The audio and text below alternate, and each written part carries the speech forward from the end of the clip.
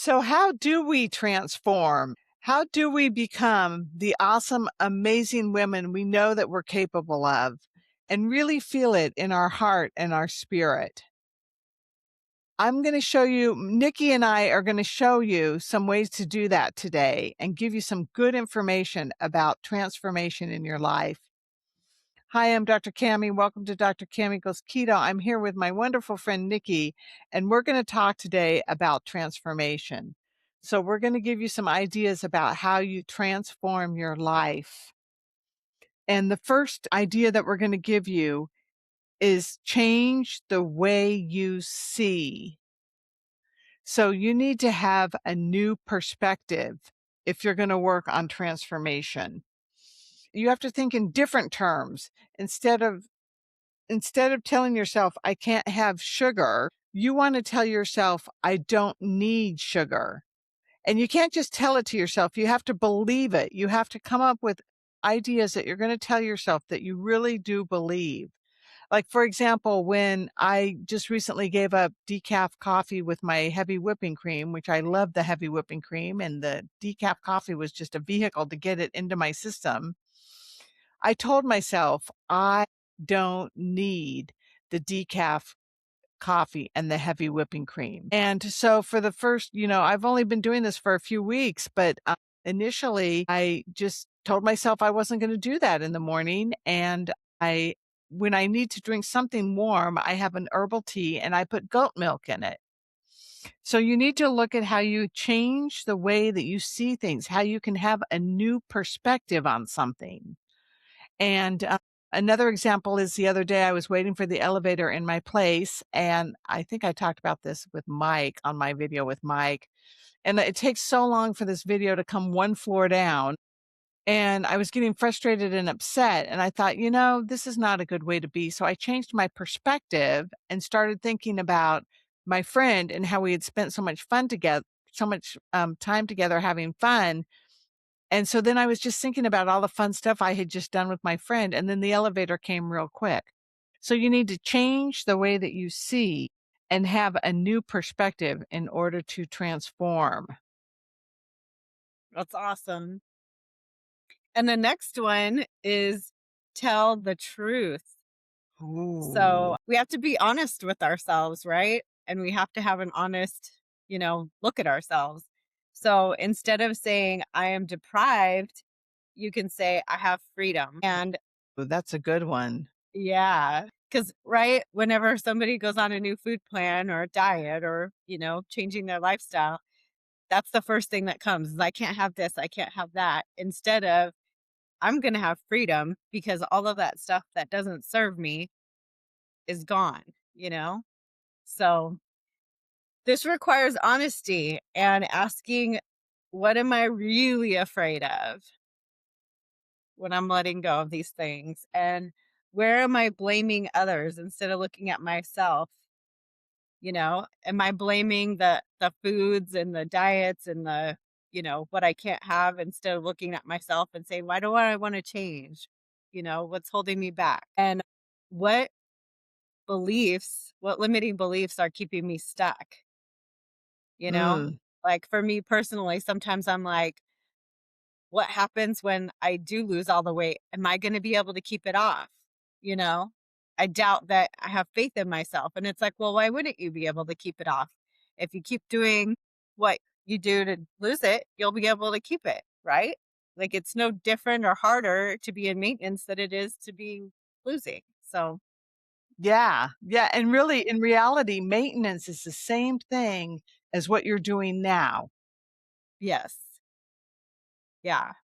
And just knowing that it's the same as losing, it's just doing it forever, like or staying on that path, and believing that you're worthy to keep these good habits in place and that, you want to take care of yourself, like learning self-care. That self-care isn't something that we just do and then we're going to slack off on it. We have to take care of ourselves for the rest of our lives if we want to be healthy. Yeah, yeah. In my 12-step program, we talk about rigorous honesty. And I think that's really a really cool word to put in front of honesty because sometimes you wanna tell a little white lie or something like that, but I think that being rigorously honest is so important. Yeah, I feel like with rigorous honesty, it means, like, asking yourself and then asking yourself again, and then maybe even asking yourself a third time, like, "Are you really telling me it all?" Kinda like when Yep. people say, "How's your day?" But they really don't wanna listen, but then sometimes your friend will tell you like, a good close friend will tell you, "No, tell me how you really are. Are you sure?" Uh-huh. And then Uh-huh. they have to ask us Exactly. a couple of times to get the real stuff because 'cause we're afraid. Yeah. Yeah. And so that's how you work on transformation is, dealing with that fear and being rigorously honest. So cool. All right. The third thing that we can do is practice new behaviors. Transformation requires a new identity that you have to build through repeated actions. So thinking about how it takes time, right, to have action. Like I woke up one morning, I didn't have decaf coffee. I woke up the next day, I didn't have decaf coffee. I woke up the third day, and after 2 weeks, I could say, hey, I'm somebody who doesn't drink decaf coffee. And so that's something that you have to put into action for you to be successful. And that requires time and repetition and commitment and courage and all of those things that you need to do to get your new behaviors in there for new actions. Yeah, and for our group, I think repeated actions, another thing that distinguishes change from transformation is the difference between keeping the sugar in your pantry or somewhere and actually throwing it away. Good one. Yeah. So Because if a you're throwing it transformed away, person would not have all the sugar sitting in their pantry.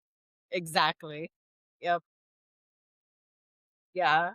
So the next one is feel your feelings. Ooh, this one's a good Ooh. one. So learn to tolerate discomfort and sit with sadness.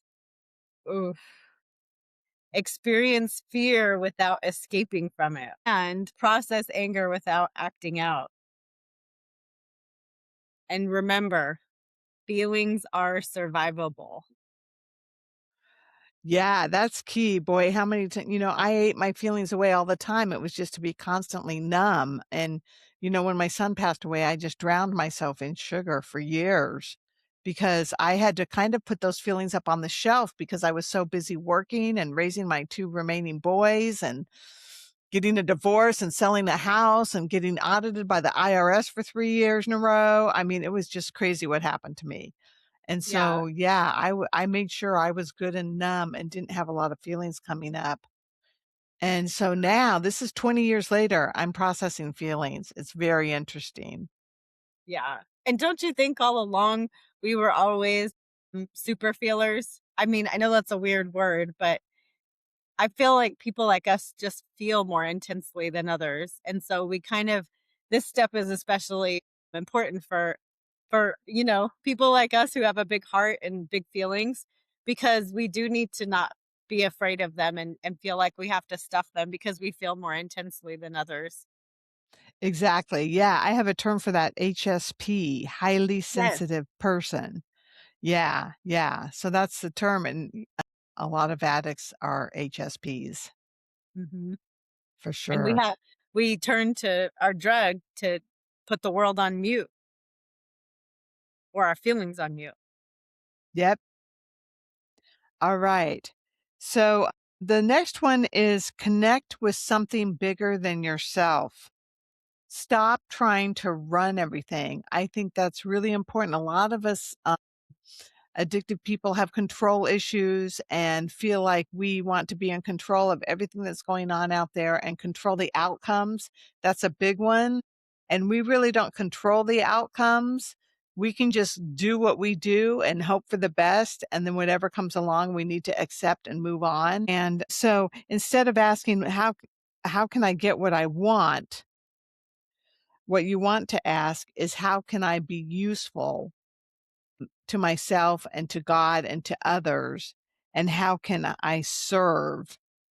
How can I serve? I really think that deep down inside, when we're still and quiet and we have ourselves up and running in a healthy way, which we're working on, that one of the things we really like to do is to serve others and to feel, a sense of purpose and value in doing that as a human. I'm just saying that I think we all feel that need.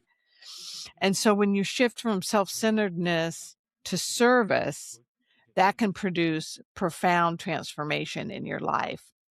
So we encourage you to sit and look at, where are you selfish?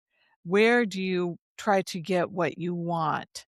Where can you create that shift, right? We were talking about that perspective shift, and look at things in a different way and how you could be of service to others. And that will be something that can lay the foundation for transformation. Yeah, definitely. Serve is more of a community, and I'm part of the whole entire world.